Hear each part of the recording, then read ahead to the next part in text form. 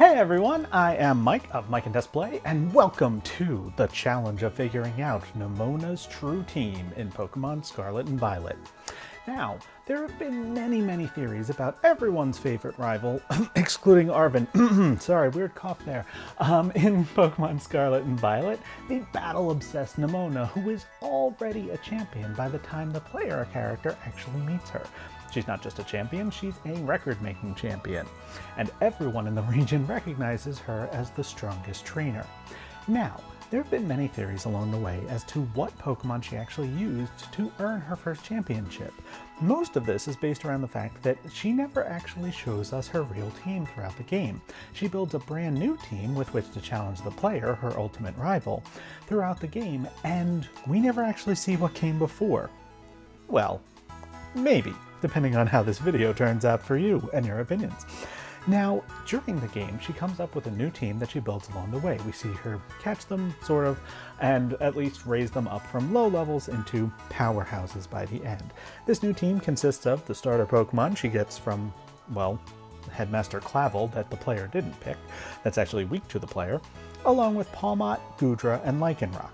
The only other known Pokemon that she has, outside of those who she catches in the DLC, which are only used in addition to her new team, so we don't actually get any answers there since they are from the Pokemon found in the DLC regions anyway. The only other known Pokemon that she has is a Paldea and Tauros, which we see in the intro to the game. Other than that, her team is a blank, outside of a few hints. We know that she has multiple Pokemon, which she uses for different levels of challenges, whether it is re-challenging the gyms as a test, or to battle new trainers, or to just battle random trainers at seemingly any level. She's always ready for a battle, no matter the circumstances. Now, many people theorize that her real team, quote-unquote real team, her champion level team, consists of mostly Pokemon that are super strong from the Paldea region who aren't really factors on any major teams among Paldean, well, gym leaders, Elite Four members, the Elite Four, and everything. Common theories are Palafin, Armarouge, Ceruledge, Goldango, just some of the biggest, strongest Pokemon who you really never see anywhere. I, however, have a different theory, a very different theory, based on what we know of Nemona's character throughout the game. See, Nemona, as the character is presented to us, is not just battle-obsessed. She wants to be pushed to her limits. She wants to actually be defeated while going all out. It's why when the challenger, the trainer, the player, defeats her at the very end of her storyline, she is so happy. She is thrilled to have gone all out and actually lost a battle, meaning she's never done that before. She's never even been pushed to the edge before, because losing with her little team along the way has no impact on her. So it's really only when she's trying that she wants to lose. She's happy that the player is a challenge for her along the way, but she wants to lose while going all out, and that is key to this theory. Now, another part of this theory is based around the fact that Nemona is the president of the Academy's Student Council. This means that she knows a lot about the Academy and about the teachers at the Academy, depending on version, which Academy she's attending, obviously, but she knows a lot about the teachers, which means that she knows a lot about the Elite Four, and the champion, the top champion, Gita, who's actually super weak and whatever. But, you know, the important part is that she knows a lot about who she will be facing along her journey to become a champion-level trainer. In that knowledge is the fact that she knows what these Elite Four members really use as their types and who they are. And that second point is what's really important here.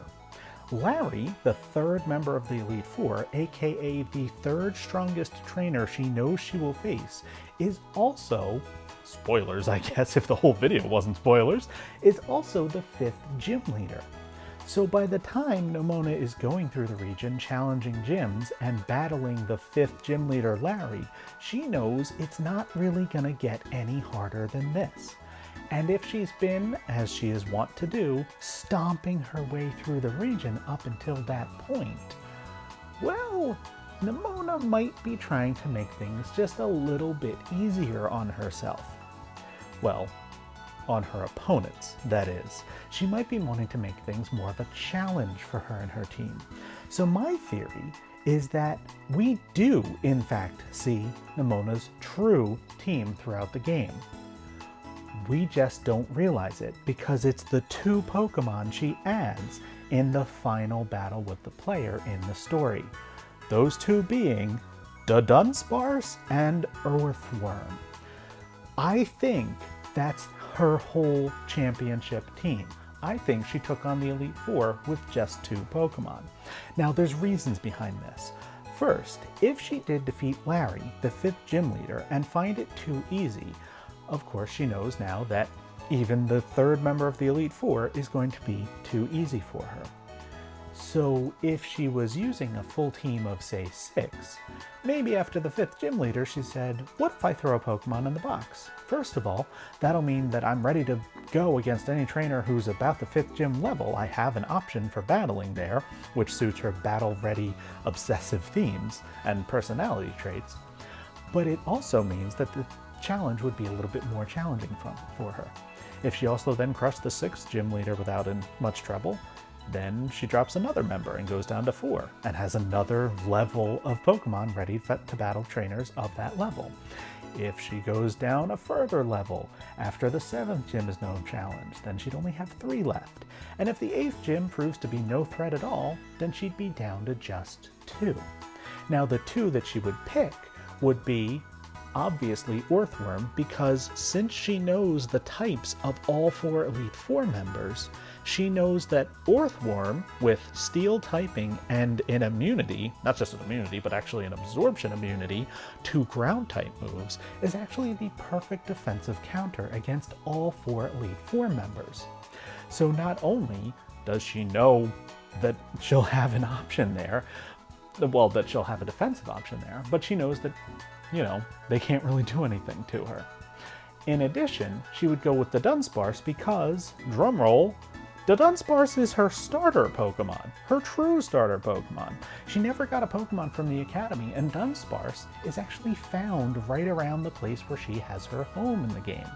Not too close, but kind of just right across the river and up a cliff.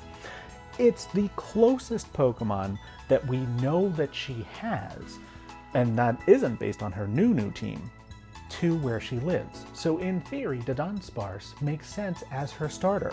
It's also hilarious that a rival could start with a Pokemon like Dunsparce.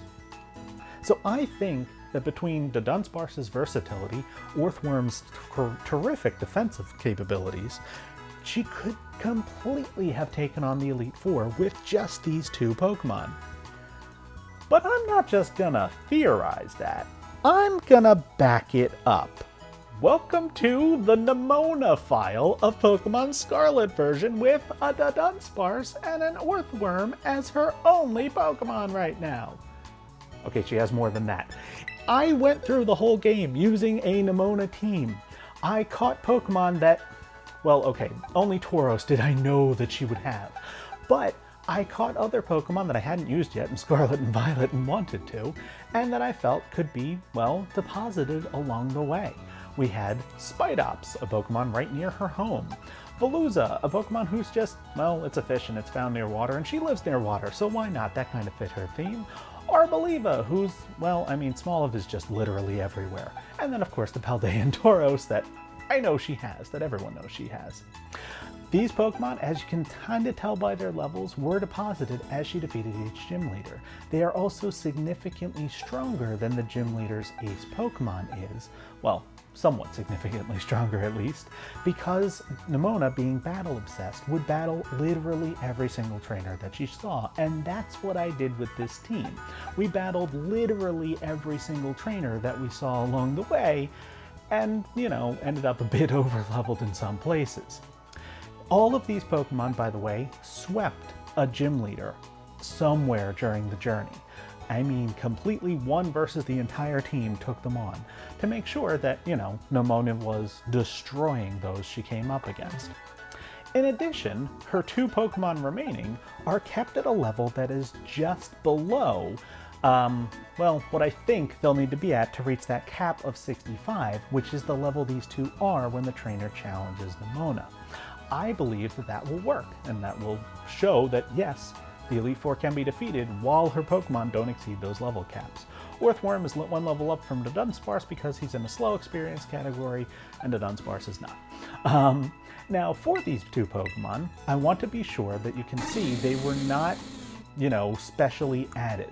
The Dunsparce was captured as quickly as I could catch it at level 20. Orthworm was caught at level 26 as quickly as I could catch him. And neither one of them have exactly maxed out stats. I did end up using a couple of vitamins, I think mostly just for Orthworm's special defense because it was real bad, but none of them are optimized in any way. I used mints that I found along the way to make sure that they were neutral natures, so they don't have any advantages or disadvantages, I guess, but I really wanted to make sure that they didn't have advantages. And they are both ready to go. Orthworm has the only moves he's going to use throughout the Elite Four, and the Dunsparce, well, okay, the Dunsparce's movesets are going to change up quite a bit because he's super versatile.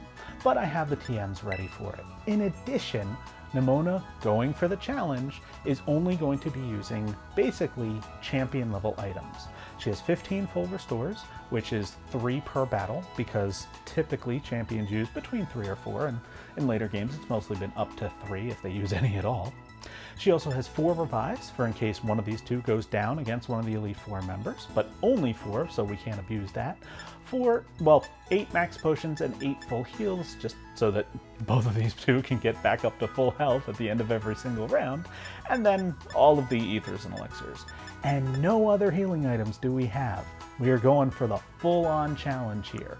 We do, of course, have the TMs that you'll need along the way to replace the Dunsparce's moves, and I have notes on when those changes will happen. But otherwise, this is just a full-on Nemona team. I also made the trainer look as close to Nemona as you can possibly get. Clothes, outfit, exactly what she wears, or at least as close as I can get to it. I tried for the backpack and could not get the hair. I don't know why Nemona's hairstyle is not a hair color, but even the Rotom bone is the color that, Nemona uses. So that is what we're gonna do. We're gonna take on Paldea's Elite Four with just Nemona's 2 Pokemon. We're gonna see if it's actually possible. We're not gonna be doing it in this video, as you can see this video is almost over, but over the next, somewhere between 2 and 5 videos, depending on how quickly these Elite Four members go down, we're going to be taking on Paldea's Elite Four with just Nemona's 2 champion Pokemon, and seeing if we can do it. I'm excited. I think we can. So, thank you so much for watching the theory part of this video, and stay tuned for, I think tomorrow will be the first part, and then every day subsequently will be the rest of this series as we take on the Elite Four with Nemona's true team and prove that, yes, it is her true team. See you then.